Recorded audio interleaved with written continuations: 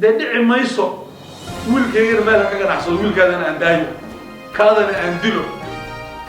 كيغنا حقنا أحصل دعي ما يسو بسم الله الرحمن الرحيم السلام عليكم ورحمة الله وبركاته وحد نقل سعطان دولميديت ميديا جروب aad ugu barateen mar walba inuu ka hadlo dulmiyada ka jira wadanka gudihiisa maanta waxaan kulan ku leeyahay magaalada Edmonton ee gobolka Alberta dalka Canada kulankaas wuxuu ku saabsanaa cambaareen iyo dareenkeen inaan cabirno sidaan ugu xunnahay wixii ka dhacay magaalada Gaalkacyo oo lagu xasuuqay dad wax magarata ah isla markaana dhiigoodii iyo dadnimadoodii lagu xadgudbay kulanka waxa ka soo qayb galay dhammaan odayaasha iyo dhalinyarada ku sugan magaalada Edmonton ee gobolka Alberta qof walibana fikirkiisa iyo aragtidiisa ayuu ka dhibtay dadka meesha ka hadlay waxa ka mid ah the first president of Somali Bantu Jareerweyne Society of Alberta mudane إبراهيم عبدي أكوجا. بسم الله الرحمن الرحيم. السلام عليكم ورحمة الله تعالى وبركاته. أنا كهذا يوم مجاعة جالية سومالي بانتو جريروين سوسايتي أوف ألبرتا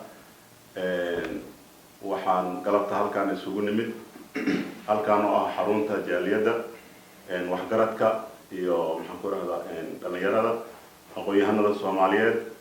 inaan mataqaana aan marka hore aan tacsiyo u dirno dadkii Soomaaliyeed ee lagu xasuuqay magaalada koonfurta Gaalkacyo ee hoosta maamulka Galmudug waxaanu leenahay inna lillahi wa inna ilayhi raaji'uun inna lillahi wa inna ilayhi raaji'uun inna lillahi wa inna ilayhi raaji'uun ummadaas meesha lagu xasuuqay oo u badneed reer koonfur galbeed iyo reer maxaan ku raahdaa Hirshabeelle خاصة باش يجري الويل هيرشبيل دكتو وحسوق أرحم دراه لو جستي إن المنطقة تعسي أنو ترنو تذكري هذي قرابة كجريودين أي كان إلهي جنة الفردوس الله كورابيو جودهان هر كفر قلبت يهر قلبك لوضبو نحكر هذا دتك ماشي لو حسوقي وحان تاسكت بعد التعسير كدب أن روا إن وحكي هذا دتك قعن ديجلياشة أو dadka maatida ah oo maxaan ku raahdaa ka shaqeysto deegaankaas ay koonfurta Gaalkacyo waa dad xalaal qoodata ahaayeen oo muruqmaal ah oo ka shaqeysto oo deegaankoodii aga cararay marka horeyba aga cararay nabadgelyo xumo aga tageen oo maciin muday inay mataqaanaa dalka Gaalkacyo inay ammaan ku heli doonaan Soomaalida waxa lagu ogaa inay mataqaanaa martida soo dhaweyso inay la isku gargaaro dadka mataqaana martida ay la soo dhaweeyo marka qof marti ku ah oo gurigaaga marti ku ah in hadana xasuuq iyo jirdil iyo waxaan diinta ka baxsan loola tago waa mid ibn aadamnimada iyo Soomaalinimada ka baxsan marka waxaan cambaaraynaa hadaan nahay jaaliyada Jareerweyne ee magaalada Edmonton xasuuqi arxam darrada ah ay ka dhacay ay dad nimanka geysteen aad iyo aad baan u cambaaraynaa aad iyo aad baan ugu soo horjeednaa waxaan u sheegaynaa dawladda maamulka Galmudug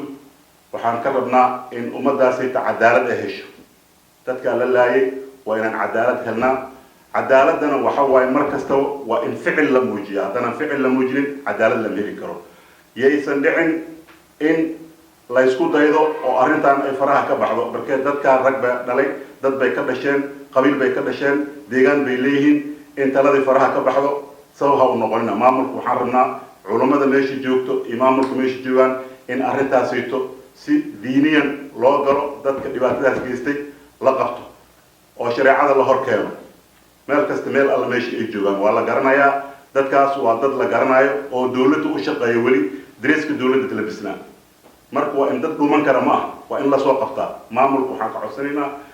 ragga gacan ku dhigliyaasha oo soo dhibaatadaas geysteen si degdeg ah in loo keeno hadaan nahay beesha Jareerweyne aad iyo aad baan mataqaanaa arrintaas aga xunnahay marka cabashadeena waa in la yeelaa hadii kale waxa way dhibaato aan dhamaanin ayaa dhici doonto si dhibaatadan ay u istaagto waa in dadka gacan ku dhigliyaalka ah si degdeg maxkamadda loo keeno السلام عليكم ورحمة الله وبركاته. waxaa xaqiiqdii aan tacsiin halkan ugu dirinahay dhammaan dadkii oo ku geeriyooday labada meelbo maartay Galmudug Dhuusamareeb ragii lagu laayay oo ka soo jeeday maartay koonfur galbeed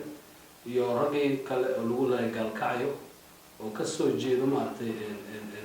Hirshabeelle Jowhar kuwaas oo ayagana ah dad walaaleyna ah ee ka soo jeeda beelaha Jareerweyne waxaan leeyahay dowlad goboleedka maaragtay hirshabeelle khaasatan ninkan xaaf la dhahayo madaxweyne xaaf waxaan ugu baaqaynaa in uu ficil muujiyo raggan galmudug galmudug maamulka galmudug waxaan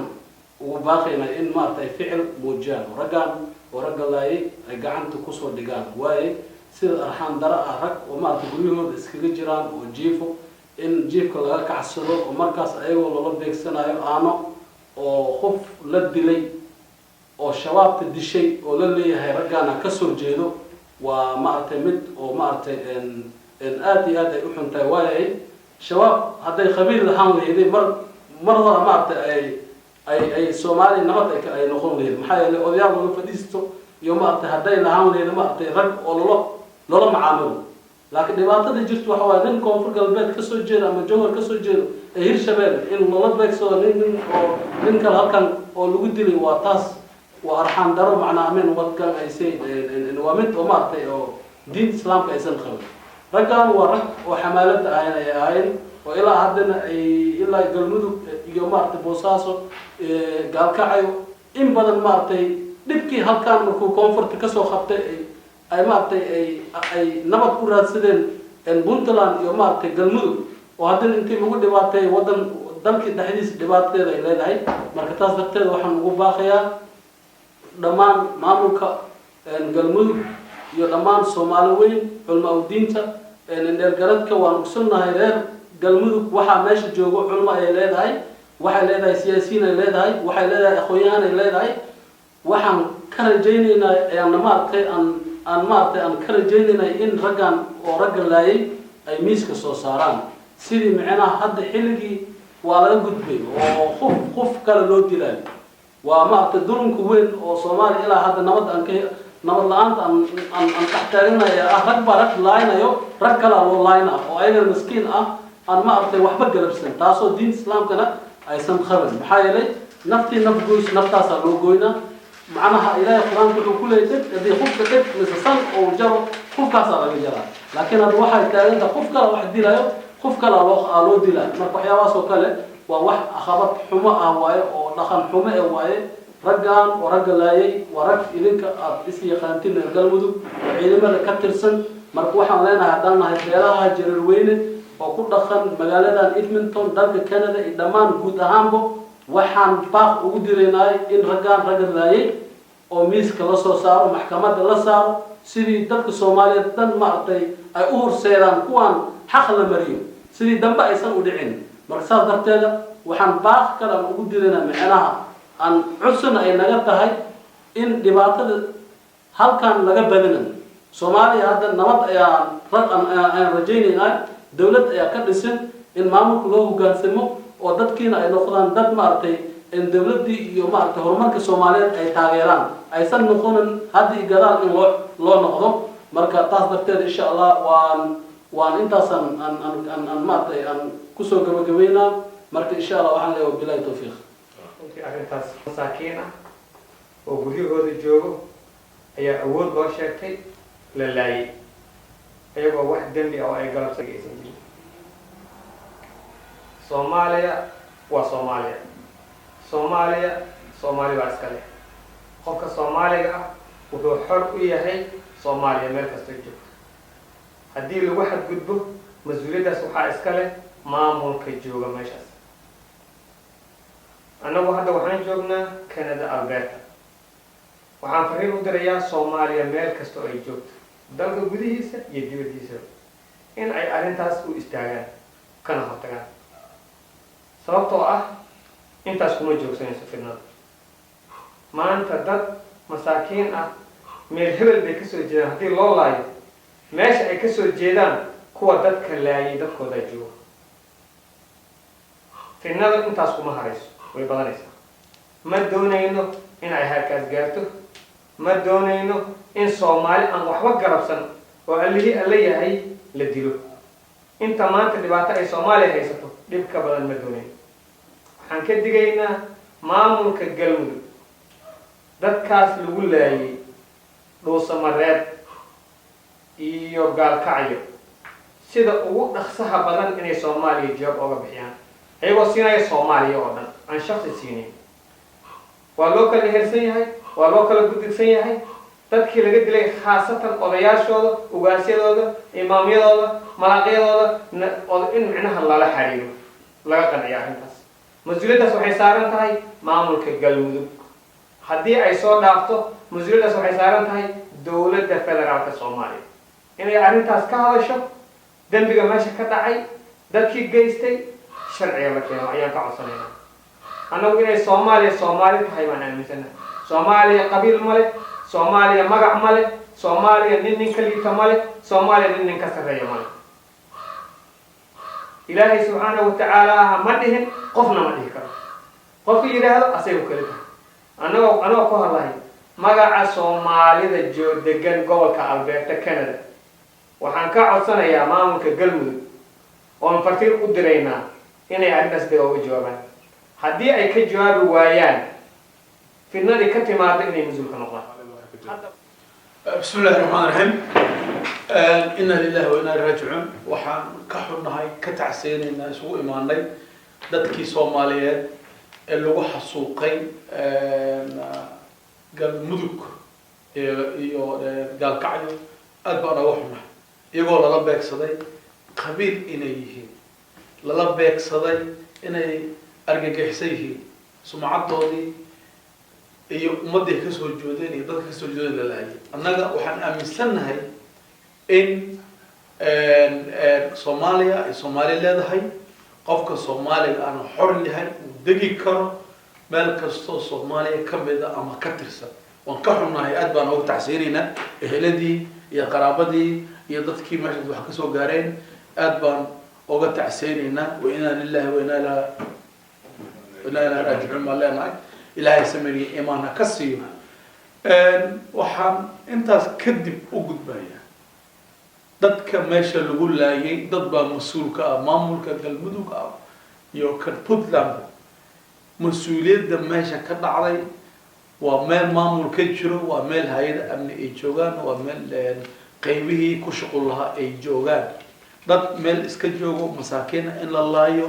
lala beegsado la profile lagu sameeyo ummadda kale laga takooro waa wax aad aan ugu xubnahay laga dhiga iyagoo dad fooriyaan la macbilayo wadankan u dhalanin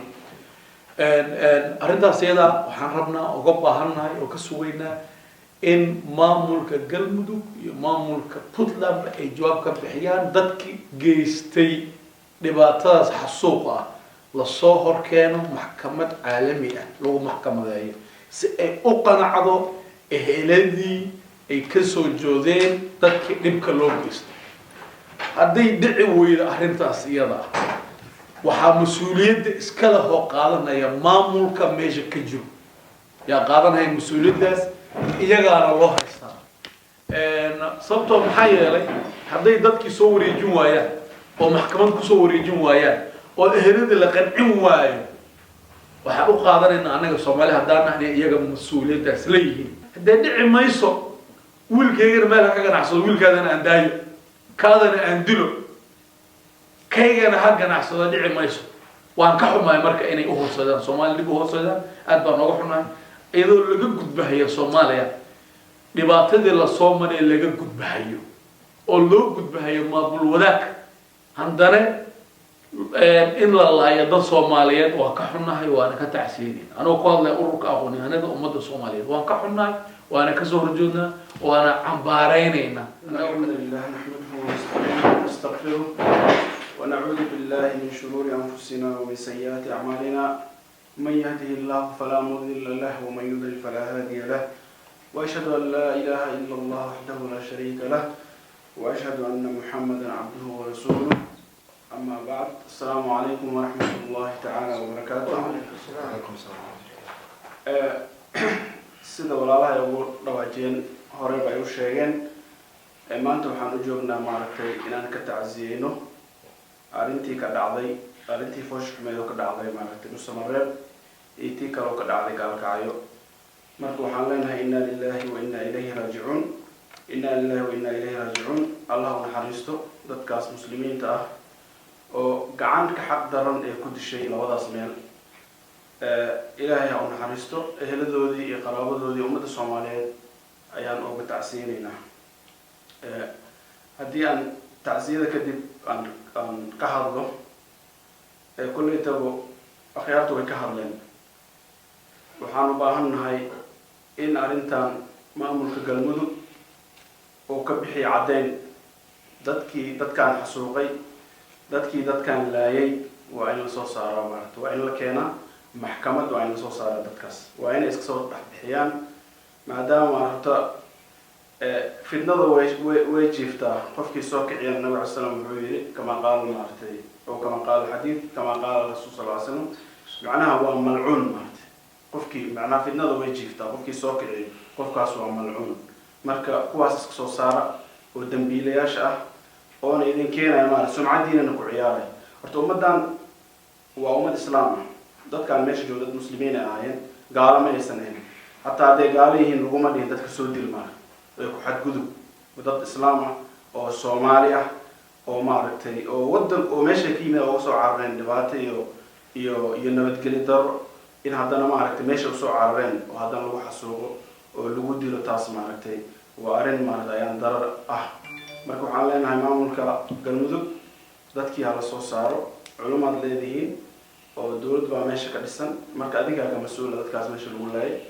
waa dadkii eheladii dad bay ka dhasheen iyo qaraabadoodii, waxay idinka sugayeen maaragta caddeyn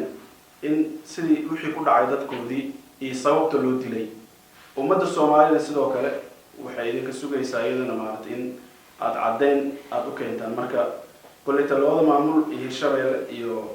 iyo koonfur galbeed oo tacsiyeyna ayagana maaragtay, maadaama dadka la laayay labadaa meel kasoo jeedeen. marka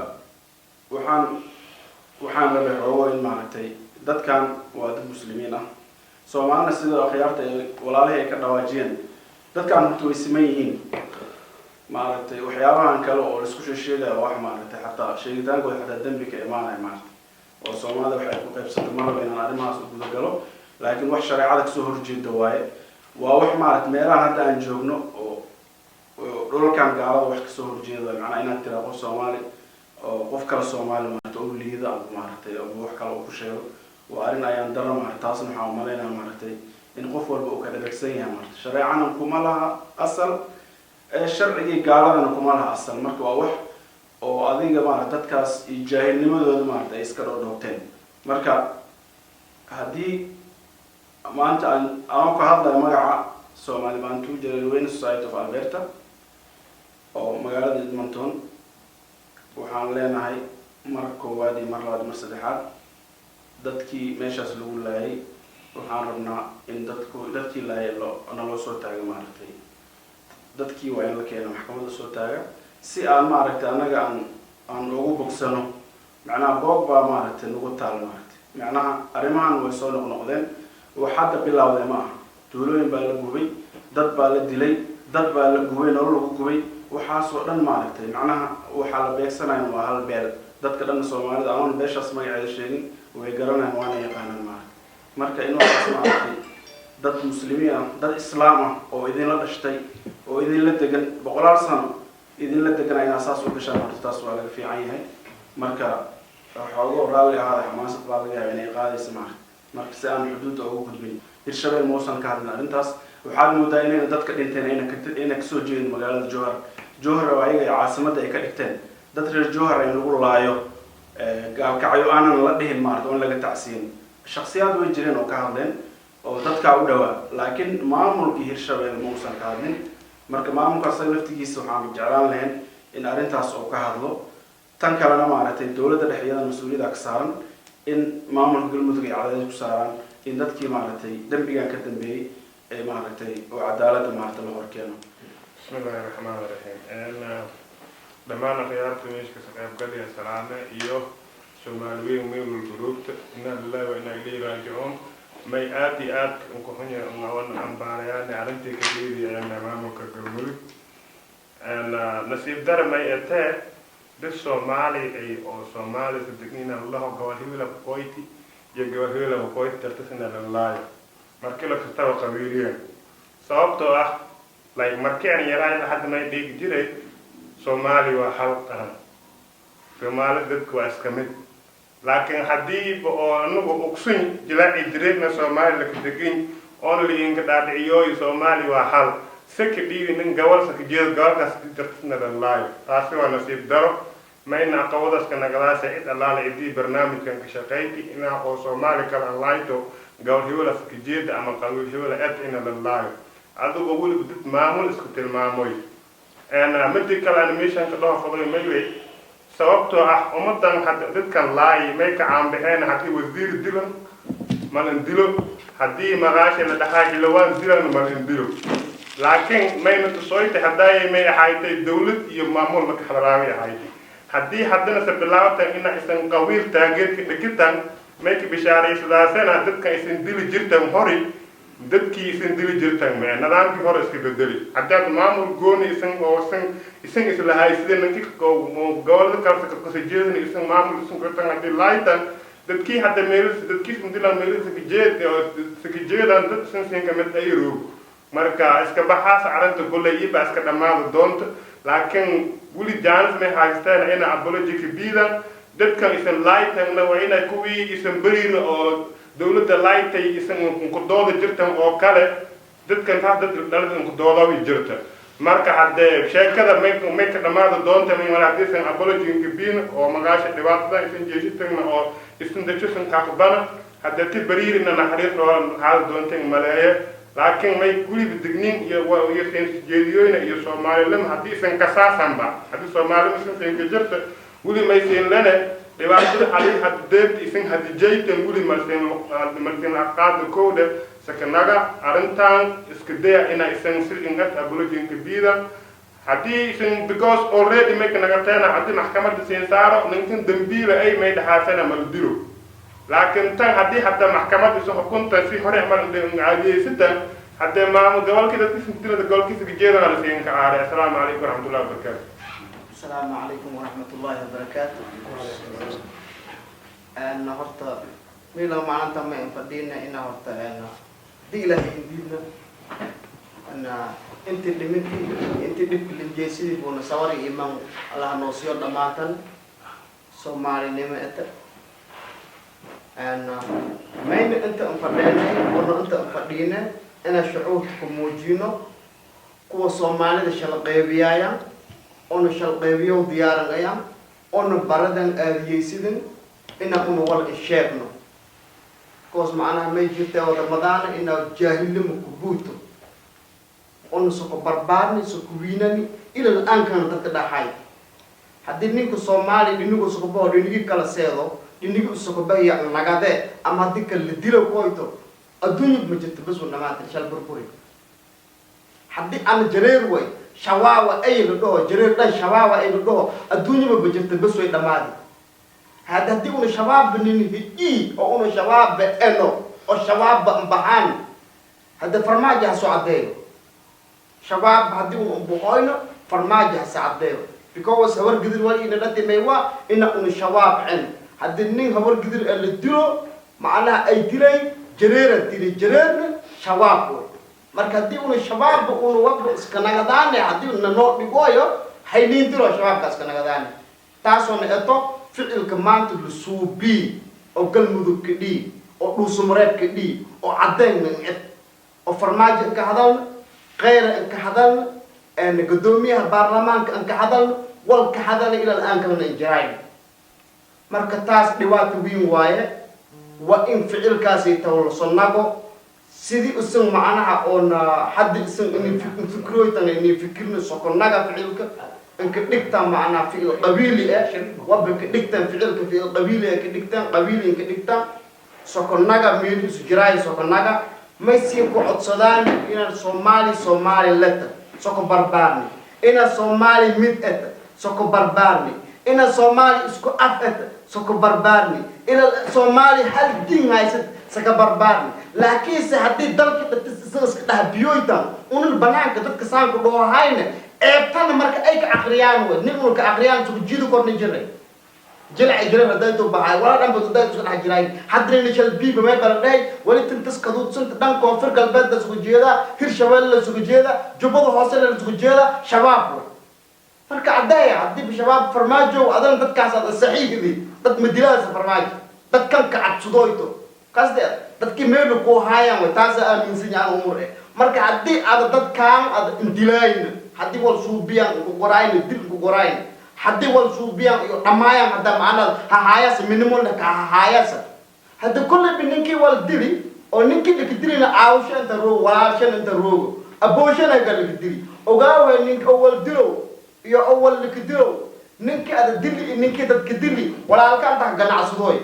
inta beesada siyaana inta baabursha ku hooray usuubido hay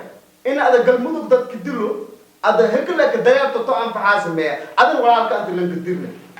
hadii walaalka inta la dilo adan kaasay ka dilo walaalka inta la dilo kaasay ka dilo iska deeshi kuwaas dalki dume marka fadlan may weela saana nimiyo sokonagada nimba meelis farmaajo adan ficilkan bedel farmaajo ficilkan bedel ficilka aada un 3 sano roogto wal cimile masaakin qobati hada geeg tilmaamo mujiro wal cimilada taajirin qobati tilmaamo mujiro dib ka hor la badado hay haday do may bahay nimba awoodiso hay nimba awoodisna lagu koy nin meel dareero corona male nin bishaati ingaliidi shaatiga barkin jeedana meesha ko marka fadlan may weela sanimiyo shaatigaan shaati qumu ay kadigo oo diini آية شركة ما يكفري حلو آية اليوم تجزون كل نفس بما كسبت لا ظلم اليوم إن الله سريع الحساب نودم بيت مالين تتاس نك الله نينك والسوبسدو مالين تتاس مجرد حتى هي أنت مالين تاس ندير هاي دلالو سيل قدال فدي أو قبيل ببونيو أدنى مالين تاس أكو هريت دلال تمرتا إن قبيلة إني بونين مامور كملو كروغن dadaala tabartigina nimankan gacanta su dhigtan oo isu miiska sheenta maxkamadda su istaajidan Soomaaliya dhan isla ganacdo kulli madiyaaso laakiin saharbiya odayaal iyo magaasho isku gaasna haqweena walaasho iska gaada laakiin sadii tan ficilki bi waayo unu ficilki biyaane haddii unu roogno koonfur galbeed haddii roogno jubbada hoose haddii roogno magaasho usaan hirshabeelle unu tan ficilki biyaan because 23 rigood ila 4 qadar almost mana 16 17 qofotoy oo hal mar dhimiti macquul ma qabiil lindiri haddii ku soo shabaab ay tan dhahay maxkamad linsa saarno minimal la gasadi kanya inta laga arag ben ba haato maxkamad bayaan inta laga arag walaa isku maambo nimiyo ورنميو سكنغدا السلام عليكم ورحمة الله وبركاته كفاية السلام عليكم ورحمة الله وبركاته مجيء علي محمد بلال واي وحن روا معنا على الله مشوار شحن وكذا على الصومالية كنا حوا وكهدلو بيجي زايد وكعسنا لكن معناها وحاوي و هرتا حل ما تان محن روا أنا قبل أو مدة وريسو نميو هو so محاضر تمام ما هلا هرق وعسنا هرق بعديدي أنا هذا معناه أنا واحد بكل حين إن هور قدر دول كت كسر أرتي كاجدا أها أنا قدرت كيكوز ولوي هنا يدت كاجوغان دكامة هاga ay ka furan yihiin jilib ay ka furan yihiin macalleen ay bu'aale ay ka furan yihiin baar dheer ay ka furan yihiin meel walba ay joogto ganacsi ku haysato horta la soco ragga aad dishi waxa la dhahay ragga isla rag baad diid war hadii haday meel walba dad jidka u gal jirteen umad la jirteen wax rabtaan ka qaadan jirteen anaga maanta idinkoo noo kuusaysiin macna oo dhigi rabtaan nimanka al-shabaab bay ahaayeen dartiis inta loo soo gabataan hatta dad ku disheen wax horta waxa way waa go'aan idinka asamaysateen xumaan idinka niga xun ma jirto hadduu ilaahay diidan aniga waxaan rabaa meesha inaan kala hadlo madaxweynaha ama dawladda Soomaaliya haddii arintan oo nimankan macnaha aan leedahay nimankan sirsir haloo dilo Maxamed Cabdullaahi Farmaajo dhowr mar ma ahan laba ma ahan daraad waa tii oo macnaha aad dhahaysa dad beerahood joogaan war intay dadkan beer ku arki jireen beeraha dadkii iska laayday dildileen beerta anaga iska laaydaayeen oo dhibkaas tarad ku dhacay bariiri waxay calaacad ka baxay waa ogeedeen maanta hadana waxa la dhahay mar waxa la dhahaa Soomaali waa Soomaali ma la kala laa anaga hadii wadanka meesha rabna anaga xoogsato hadan gaari gacan wadni hadan guri dhisaynaba oo Soomaali wadana beerteeda aan rabtid inaa falto oo ani wabiga ila cabto aniga marka xagga taga gaari gacankeyga aan ka ricin karno marka idishin aan leedahay al-shabaab baa tahay kulay taas rag wixii dhaarin baa diiday hadii dawladda arintan toban beri ad gudihiis hataa wali waxa dhila haday jawaab ka bixin wayso يا قي وحاوي والسبرنا نقول بروح يا والوغانا أنا واحد كدب عن خرخرنا هنا مجرته hadduu ilaahay diidan habar gidirta saan wax yeeshi inay goshana joogto ha ku xisaabtanto